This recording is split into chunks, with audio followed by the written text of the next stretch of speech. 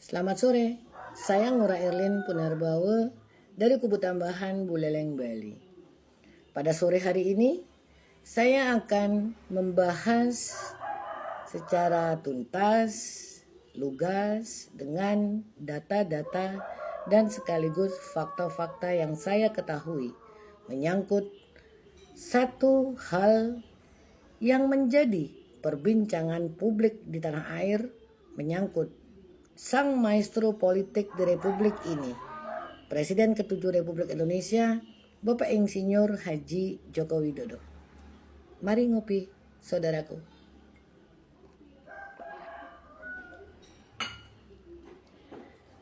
Insinyur Haji Joko Widodo, Presiden ke-7 Republik Indonesia, yang pertama kali terjun ke dunia politik dengan mengikuti kontestasi politik pemilihan wali kota Solo di tahun 2005. Kalau tidak salah tahun 2005, Bapak Insinyur Haji Joko Widodo melawan petahana. Diusung oleh Partai Demokrasi Indonesia Perjuangan dan berkoalisi dengan partai-partai lain pada pemilihan wali kota Solo 2005, dan itu adalah kali pertama Bapak Insinyur Haji Joko Widodo ikut kontestasi politik. Pembahasan saya pada sore hari ini adalah kembali berkaitan erat dengan tuduhan yang dialamatkan dan disematkan kepada diri pribadi beliau dan juga keluarganya, termasuk kepada putra-putri beliau. Wakil Presiden ke-14 Gibran Rakabuming Raka, Ketua Umum Partai Solidaritas Indonesia Kaisang Pangarep, dan sang menantu, suami dari putri Presiden ke-7 Republik Indonesia Kahiyang Ayu, Bobi Nasution, yang pada saat ini menjabat sebagai Gubernur Sumatera Utara. Sebelumnya menang pada pemilihan wali kota Medan. Tuduhan ijazah palsu dalam pandangan saya pribadi, melihat fenomena-fenomena sekaligus manuver-manuver dan juga narasi-narasi yang beredar, yang berkembang, yang disebarluaskan baik oleh pihak penuduh yang pada saat ini telah berstatus sebagai tersangka dan juga kuasa hukumnya, sekaligus juga diramaikan oleh para pendengung atau buzzer, entah buzzer pendukung calon presiden yang gagal 2024 lalu, dan yang lebih menggelikan juga digaungkan, didengungkan oleh buzzer-buzzer PDI Perjuangan yang 5 kali mencalonkan Bapak Insinyur Haji Joko Widodo dalam berbagai kontestasi politik. Saya ulangi, didengungkan oleh buzzer-buzzer PDI Perjuangan, partai politik yang 5 kali mencalonkan Bapak Insinyur Haji Joko Widodo dalam sebuah kontestasi politik, di mana sang Ketua Umum Partai Demokrasi Indonesia Perjuangan, Ibu Megawati Soekarno Putri, 5 kali menandatangani surat rekomendasi yang merekomendasikan mencalonkan Bapak Insinyur Haji Joko Widodo untuk bertarung dalam kontestasi politik dimulai tahun 2005 pada pemilihan wali kota Solo. Lalu tahun 2010 pemilihan wali kota Solo di periode kedua. Lalu di tahun 2012 Pilkada pemilihan Gubernur DKI Jakarta, 2014 dan 2019 pemilihan presiden yang dipilih secara langsung oleh rakyat. Sekali lagi, tuduhan-tuduhan, terutama tuduhan ijazah palsu yang didengungkan, yang dilontarkan oleh Roy Suryo, Rismon Sianipar, dan Tifauzia, dalam pandangan saya sangat-sangat kental nuansa politiknya daripada hal-hal yuridis yang substansional. Mengapa saya mengatakan tuduhan-tuduhan yang dialamatkan sekaligus disematkan kepada Presiden ke-7 Republik Indonesia, Bapak Insinyur Haji Joko Widodo, lebih kental nuansa politiknya daripada temuan-temuan yuridis yang substansional. Mengapa lebih kental nuansa politik daripada hal-hal yang berbau yuridis dan substansi? Hal tersebut secara sederhana ingin saya jelaskan. Mengingat validasi dokumen untuk bisa maju sebagai calon kepala daerah, baik wali kota, gubernur, apalagi sebagai calon presiden atau wakil presiden, dokumen yang dimiliki oleh Bapak Insinyur Haji Joko Widodo telah melakukan validasi dokumen berulang kali. Dokumen-dokumen sebagai persyaratan utama untuk maju dalam sebuah kontestasi politik sudah 5 kali menjalani proses validasi dokumen, terhitung mulai tahun 2005.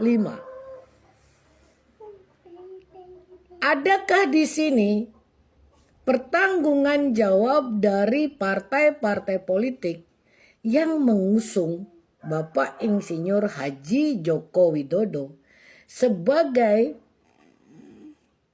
pihak pertama yang memverifikasi sekaligus mengecek validasi berkas-berkas dokumen yang diperlukan pada saat partai politik mencalonkan, mengusung seseorang untuk maju dalam sebuah kontestasi politik. Hal inilah yang kemudian saya ingin mentertawakan salah satu ketua umum partai politik yang katanya besar, yang mengaku-ngaku sebagai partai besar, partai nasionalis yang besar, yang katanya sudah banyak menerima ujian-ujian, bahkan sering sekali mendapatkan tekanan, pressure dari pemerintah atau penguasa. Sang ketua umum membuat statement, kalau ada ijazahnya tinggal tunjukkan saja. Kok susah amat ya? Pernyataannya tampak sederhana, tapi mohon maaf untuk sang ketua umum yang tidak pernah merasakan aura dan rasa kemenangan ketika diri pribadi sang ketua umum ikut serta dalam kontestasi politik tertinggi di Republik ini. Pilpres secara langsung 2004 dan 2009 dan juga pemilihan presiden pasca pemilu setelah era reformasi di tahun 99. Kalah juga. Artinya 3 kali sang ketua umum partai tersebut maju, ikut berkompetisi, ikut dalam kontestasi politik, tapi tidak pernah merasakan seperti apa menjadi seorang pemenang. Seperti apa yang saya sampaikan di awal video saya, bahwa ada pertanggungjawaban partai politik yang mengusung sekaligus mencalonkan seseorang dalam hal validasi dokumen sebagai syarat utama untuk bisa maju dalam kontestasi politik. Hal yang membagongkan alias ambigu dalam pandangan saya, sang ketua umum partai tersebut membuat statement seperti yang tadi saya sampaikan, kalau ada ijazahnya tinggal tunjukkan saja, susah amat. Justru ini juga menunjukkan bahwa Anda sebagai ketua umum partai hanya bisa menerima laporan dari bawahan saja dong. Tidak melihat, tidak memeriksa. Padahal dalam PKPU, peraturan KPU, ketika partai politik atau gabungan partai politik yang mengusung, yang mencalonkan seseorang untuk maju dalam kontestasi politik, katakanlah pemilihan presiden, Ketua Umum dan Sekjen partai pengusung wajib hadir ke KPU menyerahkan berkas-berkas dokumen yang diperlukan untuk mencalonkan seseorang dalam kontestasi politik bernama pemilihan presiden. Inilah contoh nyata ingin melimpar orang lain dengan kotoran dengan tangannya, yang dilempar tidak kena, justru tangan sendiri berlumpuran tai. Catat itu untuk Anda, sang ketua umum partai politik yang 3 kali ikut kontestasi politik tidak pernah merasakan aroma dan rasa kemenangan. Jadi saya juga pernah mengatakan ketika ada buzzer PDI Perjuangan, buzzer Banteng, begitu merendahkan terah keluarga Bapak Insinyur Haji Joko Widodo. Saya di sana mengatakan, Ketua Umum Banteng tidak ada sekuku hitamnya Bapak Presiden ke-7 Republik Indonesia, Bapak Insinyur Haji Joko Widodo. Bahkan pada kesempatan ini saya ingin mengatakan, di Republik ini tidak ada satu orang pun yang memiliki track record ikut kontestasi politik seperti yang dimiliki oleh Presiden ke-7 Republik Indonesia, Bapak Insinyur Haji Joko Widodo, diakui atau tidak. Presiden ke-6 Republik Indonesia mungkin 2 kali berturut-turut menang Pilpres 2004-2009, hanya 2 kali.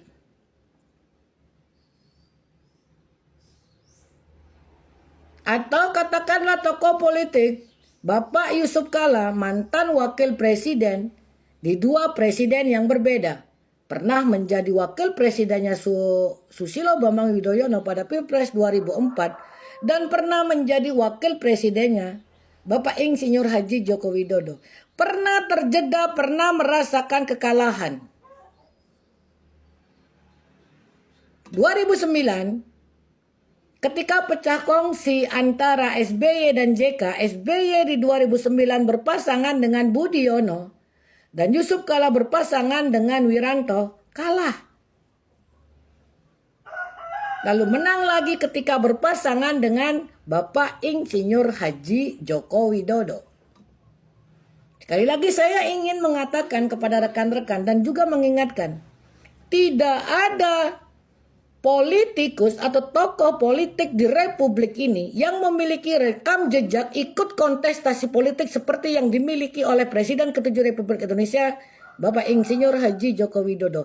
5 kali ikut kontestasi politik, semua sudah pernah dirasakan. Hierarki kontestasi politik dirasakan oleh maestro politik yang bernama Insinyur Haji Joko Widodo atau Pak Jokowi. 2 kali menang pemilihan wali kota Solo 2005 dan 2010. Naik kelas ikut pemilihan gubernur DKI Jakarta, menang di tahun 2012. Lalu naik lagi pemilihan presiden 2014-2019, menang. Win rate 100%, tidak pernah merasakan kekalahan. Siapa di sini yang mempunyai rekam jejak ikut kontestasi politik seperti yang dimiliki oleh Bapak Insinyur Haji Joko Widodo? Dan analisa sederhana saya, hal itulah yang ditakutkan oleh lawan-lawan politik, saingan-saingan politik, dan juga politikus-politikus dengan pemikiran tua, dengan pemikiran lawas, memiliki ketakutan yang luar biasa terhadap pengaruh dan reputasi seperti yang dimiliki oleh Presiden ke-7 Republik Indonesia. Kalian akui atau tidak, tapi inilah faktanya. Kembali kepada tuduhan-tuduhan yang dialamatkan, yang disematkan kepada Presiden ke-7 Republik Indonesia.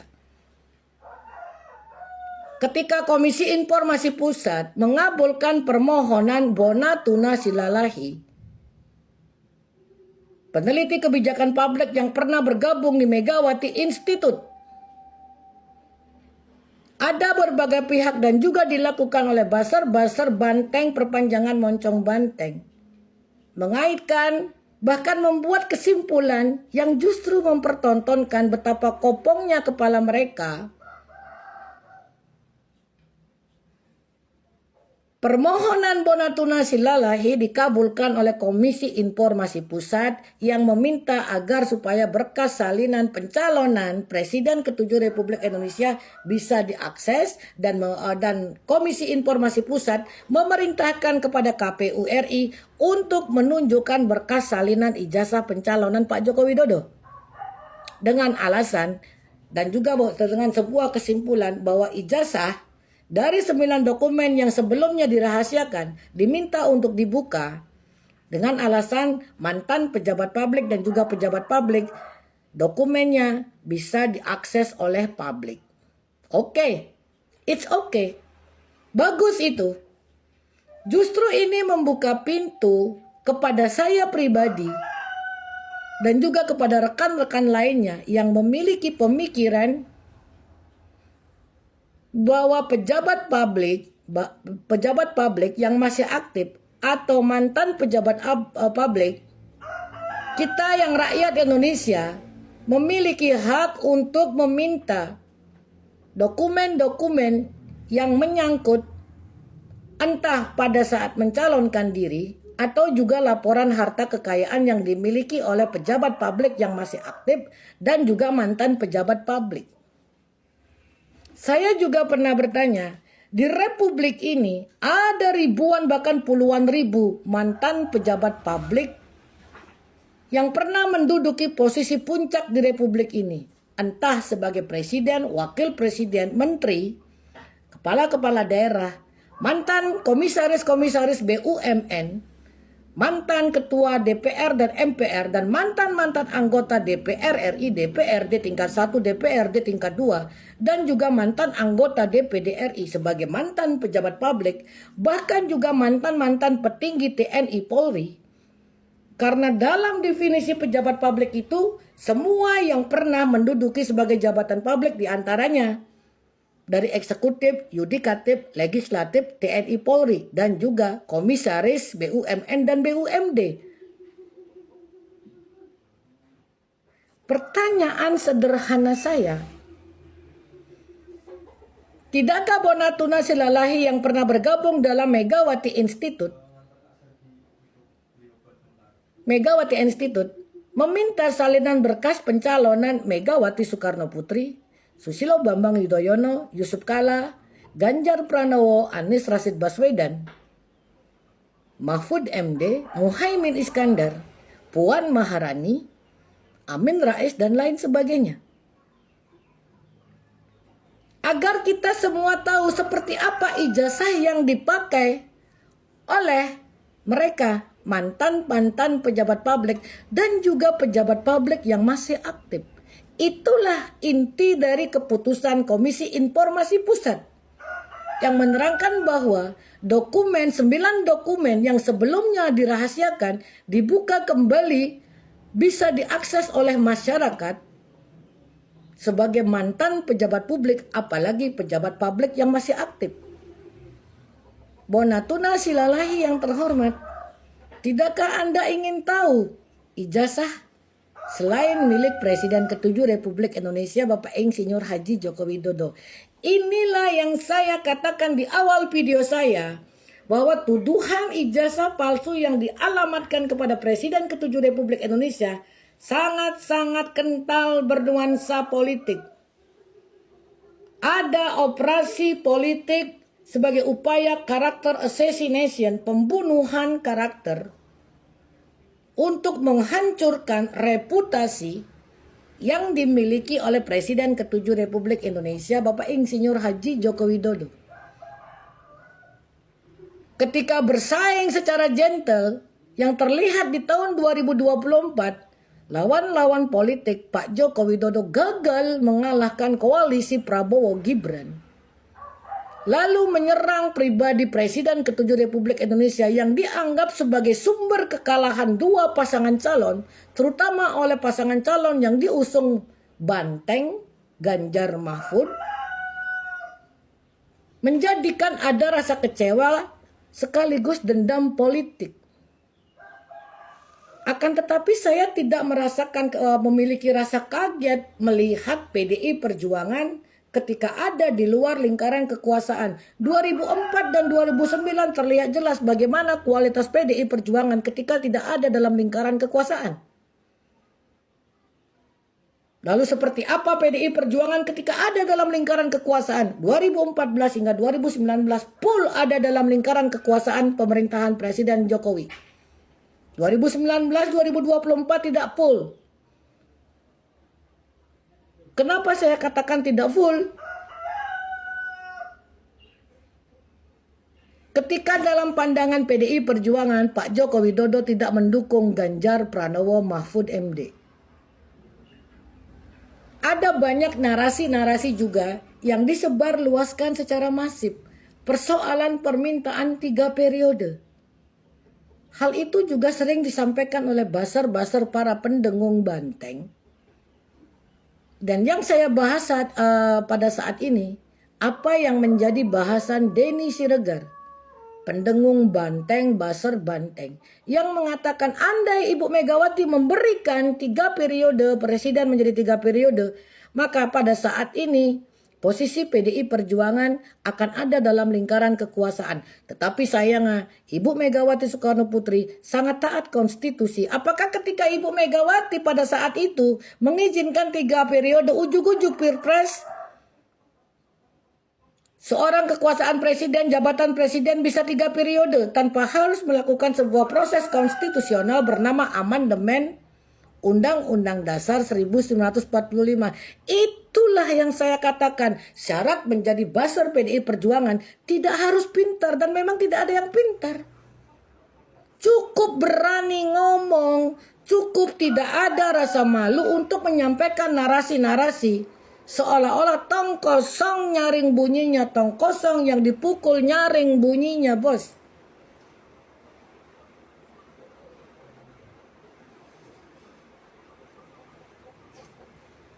Pola-pola yang disampaikan oleh para pendengung, buzzer-buzzer, baik oleh pendukung Anies Baswedan dan buzzer PDI Perjuangan, ini adalah pola musiman.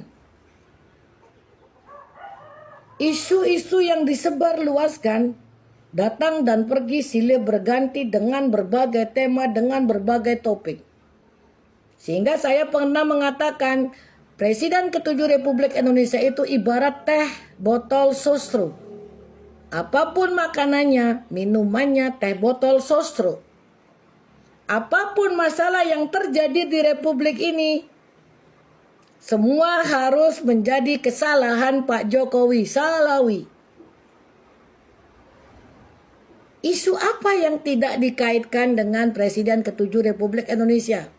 Kereta cepat Jakarta-Bandung. Bandara PT IMIP di Morowali. Bencana yang terjadi di Kepulauan Sumatera. Dengan mengatakan kita pernah memiliki presiden yang sarjana kehutanan, secara tidak langsung kalian mengakui bahwa Pak Joko Widodo alumni UGM Fakultas Kehutanan. Artinya syarat menjadi pendengung itu memang tidak harus pintar. Syaratnya memang berani ngomong, berani pamer kekopongan, berani pamer kebodohan, dan berani pamer kalau kepalanya nggak ada isinya.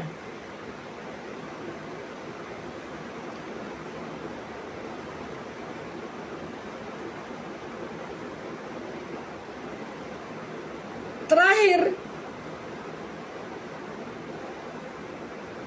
Presiden ke-7 Republik Indonesia mengatakan bahwa menginginkan kasus tuduhan ijazah palsu ini sampai ke pengadilan agar supaya ada kepastian hukum, agar supaya tidak lagi dijadikan sebagai komoditas politik musiman. Bertarunglah di meja hijau, bertarunglah di dalam persidangan. Jangan bertarung di luar persidangan. Jangan bertarung dengan cara trial by press, dengan mengedepankan narasi-narasi di media massa, narasi-narasi di media sosial Apakah itu bentuk ketakutan, kekhawatiran, dan juga rasa tidak percaya diri, bersaing secara ketat, bersaing secara gentle, dan bertarung para pakar hukum, para pendekar-pendekar hukum katanya, dalam kasus tuduhan ijazah palsu.